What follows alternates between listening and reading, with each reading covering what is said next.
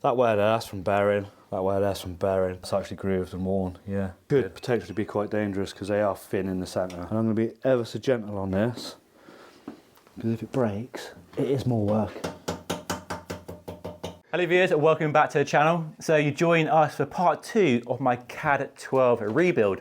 We've done the wheels and today we are doing a group set. Got a nice new Shimano 105 12-speed group set to go on. And Scott here is a pro bike mechanic, going to do your work for us, and is an award-winning mechanic as well, aren't you? Indeed, yeah. 2018? 2018, won Britain's Best Bike Mechanic. So hopefully we'll do a nice smooth build, and we also have a dog, which you might have heard just now. We'll show you the new recruit in a minute. Currently eating a tripod. Right, let's crack on. Hello. Hello. This is Cooper, 14 weeks old. Aren't you? Aren't you lovely? Yes, you are. So wheels are off, rear mech's coming off. Should be a fairly smooth. All the cable's out, it'll be 10 minutes to strip it. 10 minutes to strip it. Easy part. What do you think of the condition of the bike so far? It's pretty good. Had the standard seized clamp bolt up there. On the front mech? Yeah. Gets the brunt of all weathers.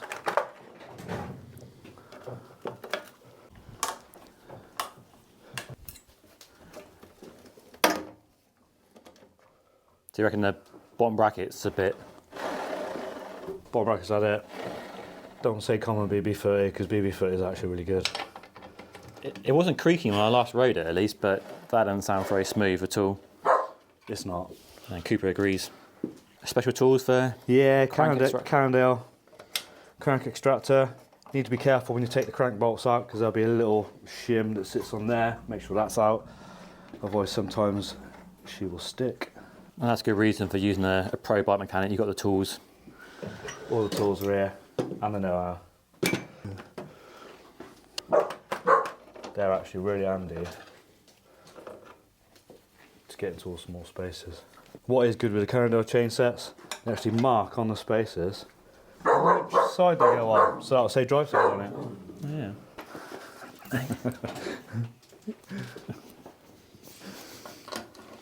I'm in a guard doggy.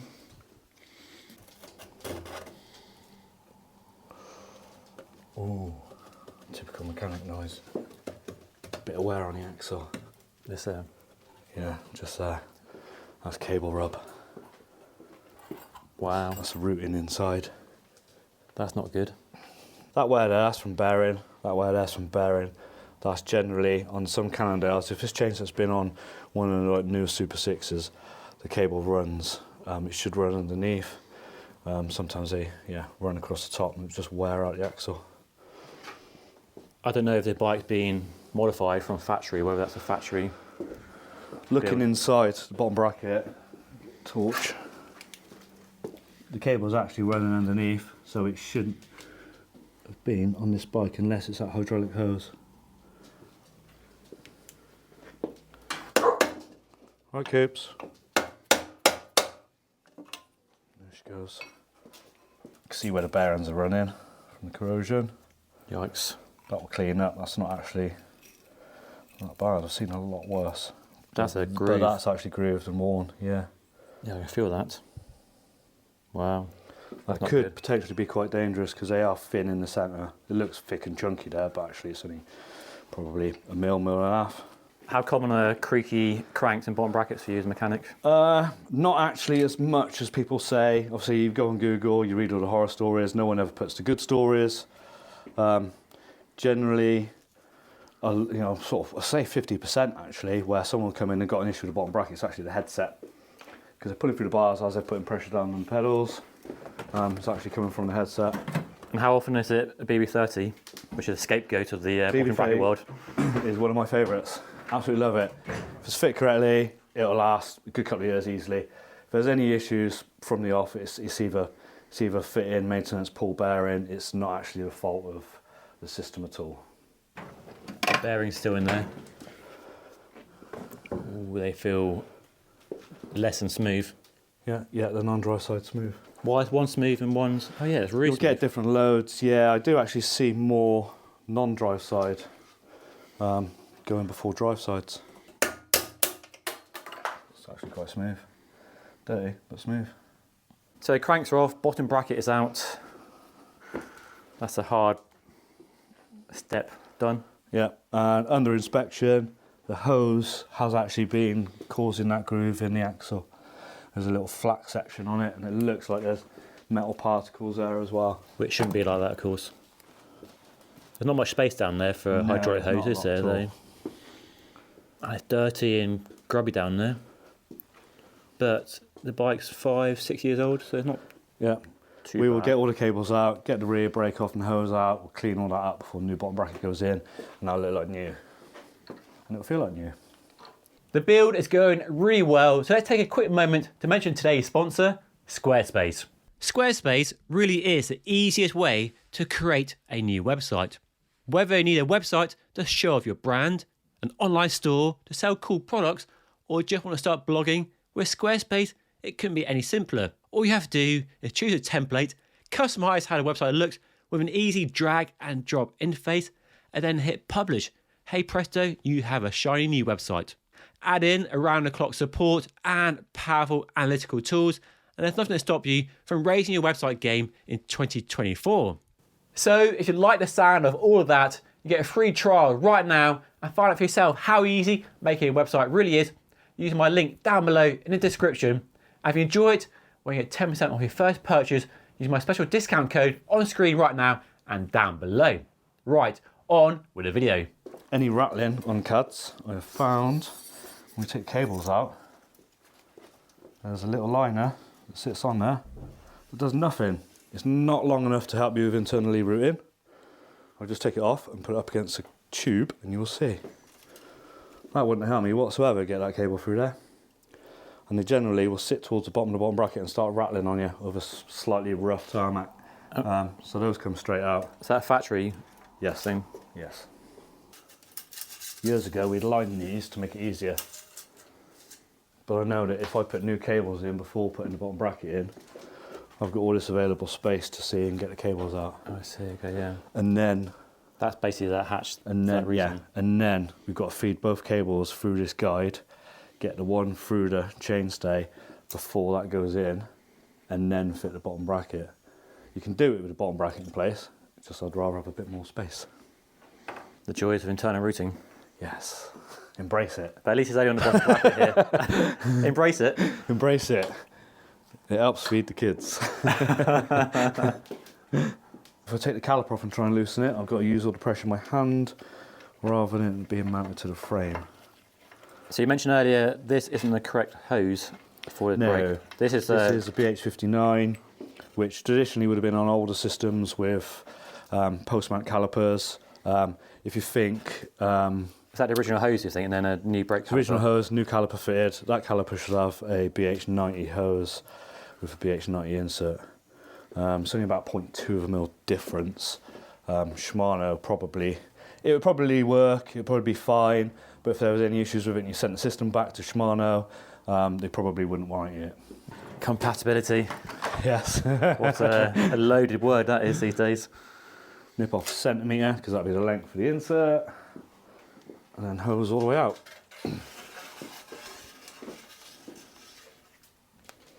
So we're now taking the front brake off. M6, standard M6 bolt. To stop those bolts, I mean, you'll see some companies will often have a little band on there just to stop the bolts going flying out.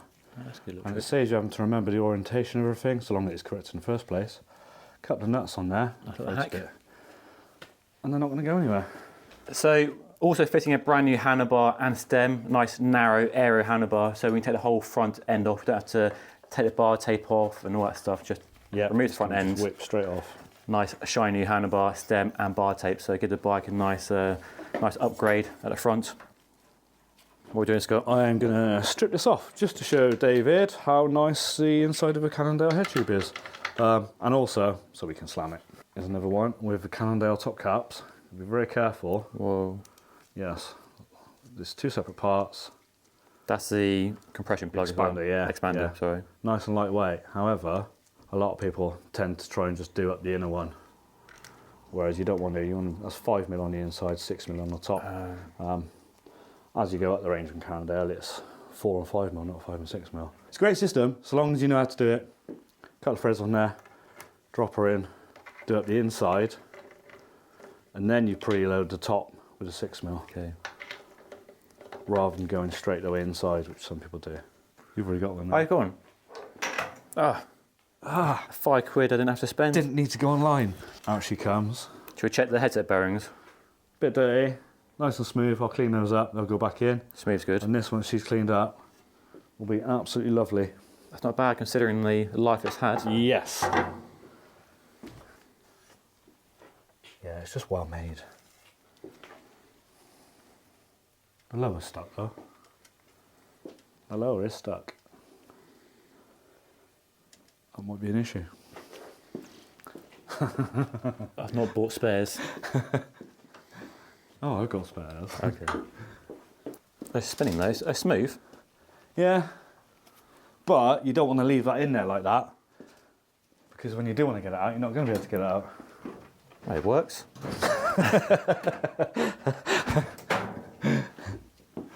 Why take it out when it still works?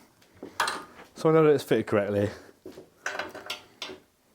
And I'm going to be ever so gentle on this, because if it breaks, it is more work. But you know just how much pressure to... Yeah, so I've got my lightest hammer, dead blow as well. And it's just broke. She's in there solid. So it's, I mean, it's smooth, so you could leave it in place. Or to remove it, you're basically just going to have to cut the outer race off. Yikes. But the problem we have now is the shelf in there is the top rubber seal, not the actual angle of the bearing itself. That's completely hidden.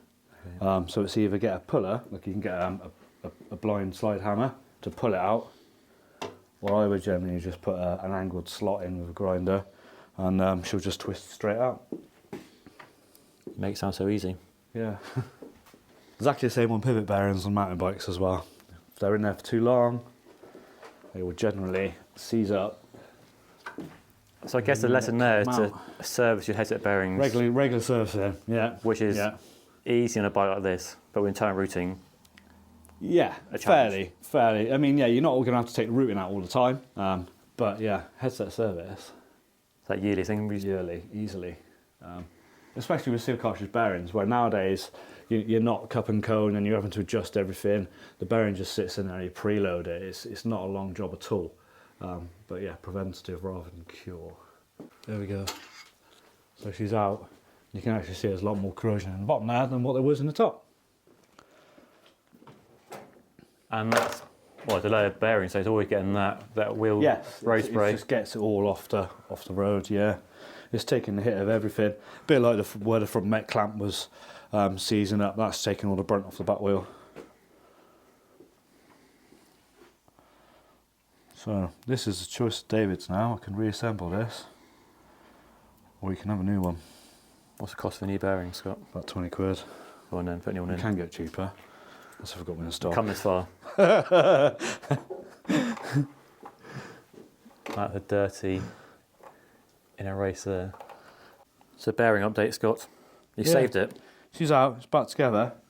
It's a little bit tight. It's not rough. We might put that back in and see what it's like. But obviously with some fresh assembly grease so that it doesn't corrode in the future. So do you put grease in before you put the bearings in then? Smear in there to help with assembly. Tend not to load up too much because obviously grease is a barrier, but it also attracts. So if you've got grease everywhere and you've got dirt and mud flying everywhere, it's actually going to stick to the grease as well. So it's a balance, it's a fine balance. A bit like lubrication really. Don't want loads, don't want too little. With a new stem. Did you say you're going to go with 5mm? No, let's slam it. Yeah? Yeah. Yeah? Yeah, go on. I'm slamming it. Race bike, isn't it? Race bike. Oh, they're using T25s. Yeah. Nice. It's just to mix it up a little bit. There's another trick for you. The knee and the fork to hold it all together. So we're going to measure the steer tube for the cut. Measure for the cut. Normally cutting, you would obviously go down a couple of mil lower than the stem to allow top cap to sit on. Obviously, check your top cap first. because some of them are deeper than others. And this is flush. So when that sits on top of there, then we can actually just go sort of 2mm tops. Okay. You can almost see where that bolt is running as well. So where the cut is on the fork needs to be above where that bolt is. Otherwise there's nothing holding the fork, stem to the fork. Some people say put a spacer above it. Do you? Yeah, I mean it's very dependent on, with a traditional insert, let me get one. Depends on insert then. With a traditional insert that will go in, obviously if this sits in with no spacer on top, actually all the force of the bolt is not only going on the steerer but on the insert as well. And if the insert's over tightened, it actually pushes against the inside of the fork steerer. If you've got 5mm on top, obviously that's going to sit higher. And if you go too high, you've got no clamping force on that bolt there, essentially. Not good. So yes, it's not just a case of just cutting it down and putting the stem on. This is going to sit. See, if you had 5mm there, in that gap just here, that bolt is going to be on there. Well, no, it won't completely because of the size of the steerer, but certainly that one on there. And I'm probably going to go for 51mm, which is 2mm under the top of the 49 to the top of the stem, 51. I'll cut to. Obviously, there might be a slight bit of play there as well, so that 2mm might only end up being 1mm.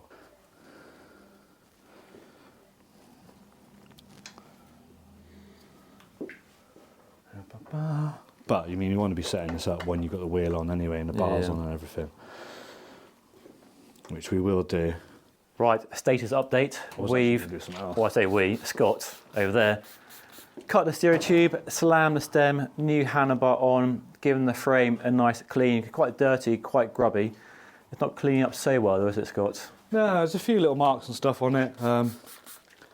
Good sort of polish on it. There's a bit of corrosion on some of the paint, but you know, it is a few years old. It's almost to be expected, ridden all year round. I'm tempted to give it a respray, but I quite like the keeping it original. So let me know what you think down below. Respray, or keep it original. Or all black. Yeah, stealth black. Or I saw a nice kind of like polished metal one once. I'll show you my... A CAAD10 polished metal. They look really cool. I'll show you my old 12 picture in a bit.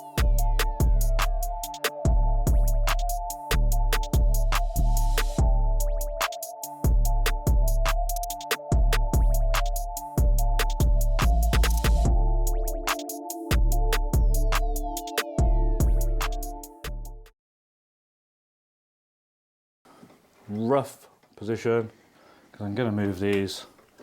What I might do is once the second one's on, we will briefly put the wheels back into place just to get all the angles right, because then I can get all the cables cut to correct lengths. One job leads to another.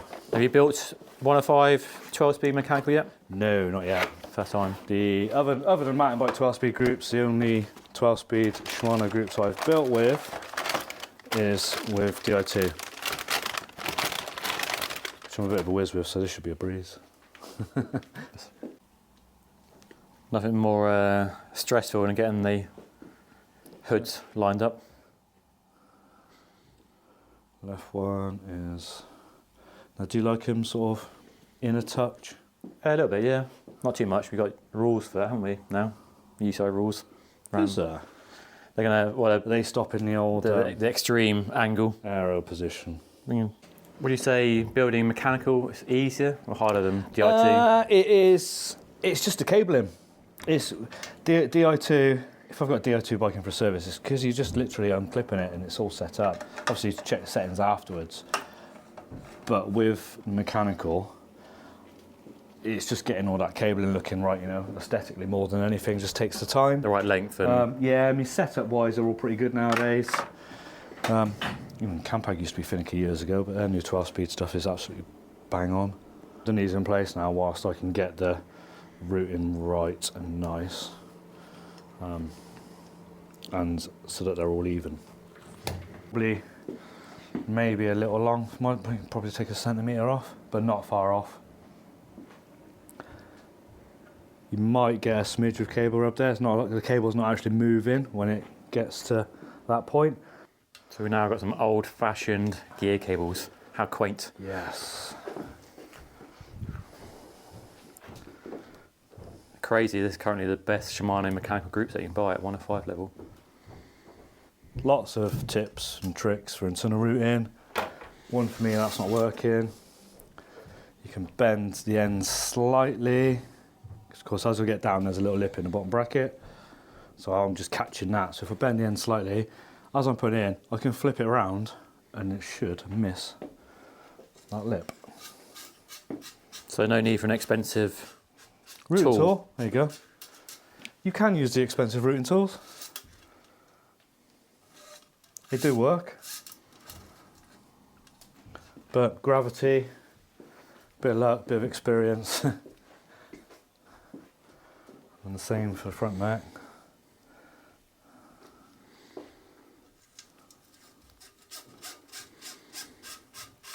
There you go. I've just hit it and then I've just gone over it. That cable guide, both at the same time, and then get that in there and the rear mech cable through the chainstay all at the same time with two hands. Okay. Usually this is when the phone rings or someone comes in. It's not as simple as a job. Or yeah, doggy interruption. Hello? Or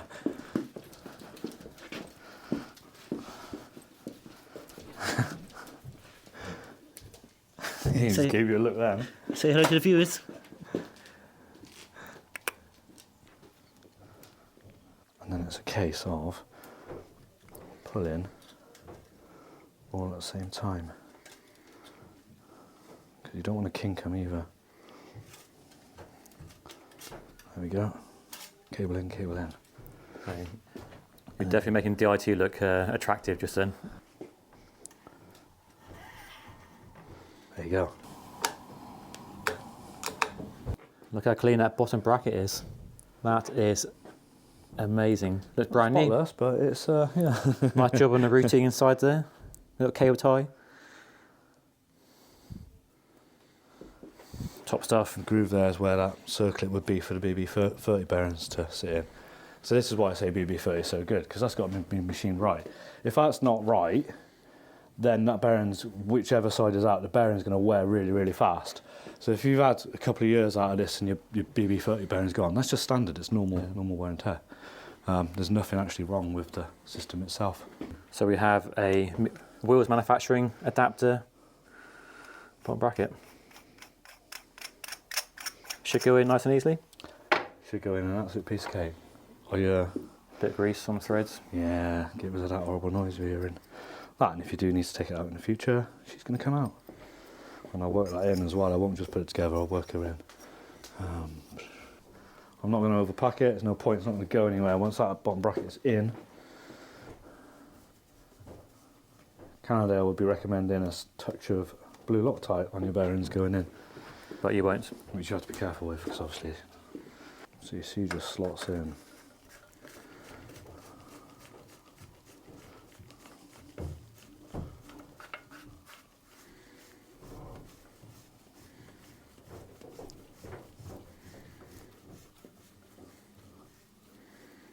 Just starting to tighten that, get tools. They look pretty smooth. That's how you want it to go in.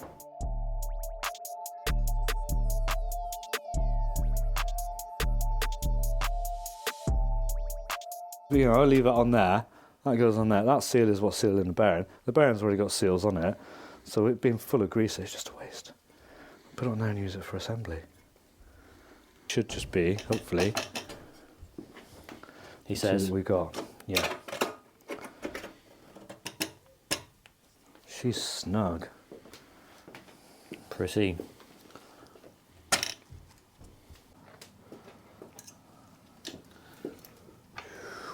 Oh, smooth.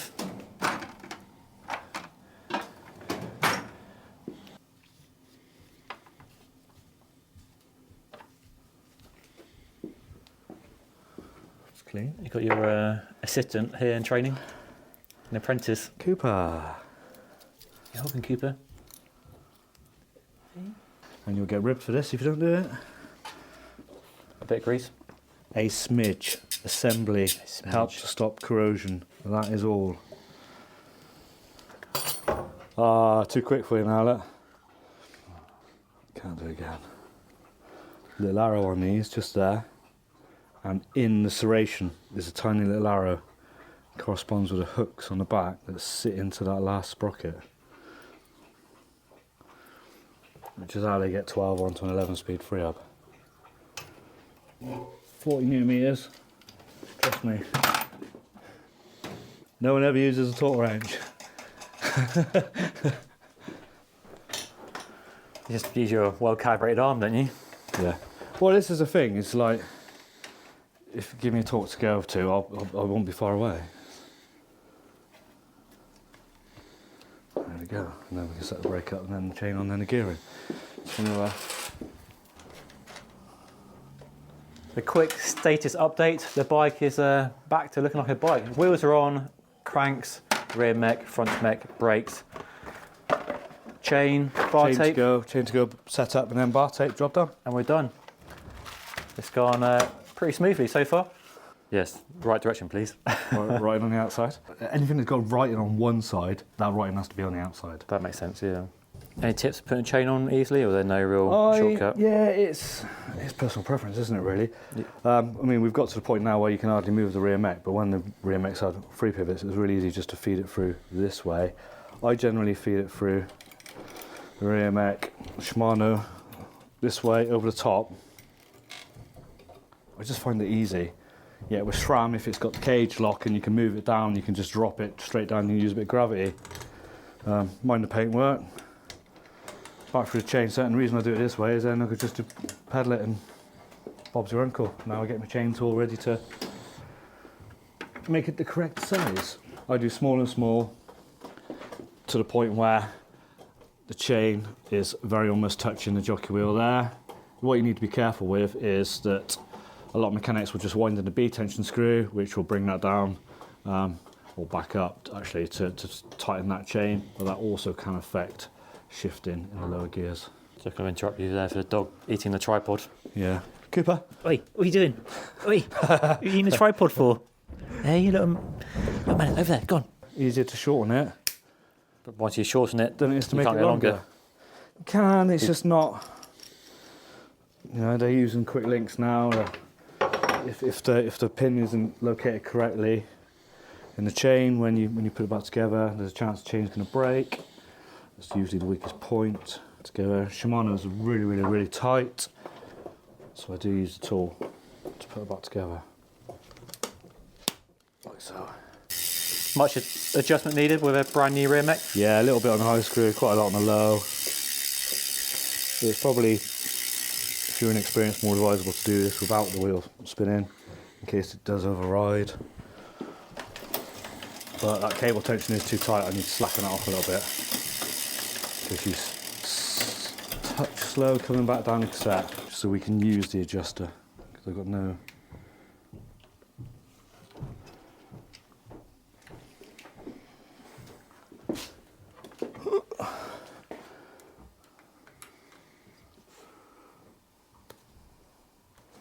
There we go.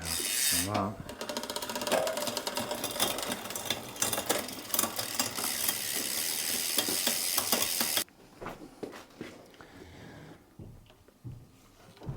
So gears, good to go? And these all sweet as.